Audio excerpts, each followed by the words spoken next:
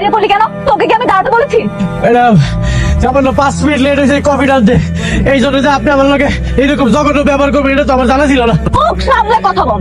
ভুলে যাস না আমি তোর মালিক আর তুই সামান্য একটা ড্রাইভার। ম্যাডাম ওইটা তো ভুলে যায় নাই, আপনিও ভুলে যায় না আমি যে একজন মানুষ, গরিব মানুষ দেখে তো ড্রাইভারের চাকরিটা করি। যা চাকরি করিস, আর যতদিন তুই চাকরি করবি ততদিন আমার কথা শুনতে হবে। Got it? G madam. এখন কি দাঁড়িয়ে দাঁড়িয়ে আমার চেহারা দেখবি? দেখ কফিটা দেখ। কফিটা ঠান্ডা হলো কিভাবে? ঠান্ডা হলো কিভাবে? ম্যাডাম অনেকক্ষণ ধরে কইতাছি কফিটা খাইলেন, আপনি তো খাইলেন না, এতক্ষণে তো কফি ঠান্ডা হয়ে গেছে। আবার আমার মুখে মুখে তর্ক করতেছিস? গাড়িটা পরিষ্কার কর।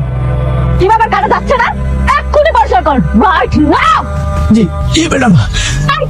কি করছিস তুই?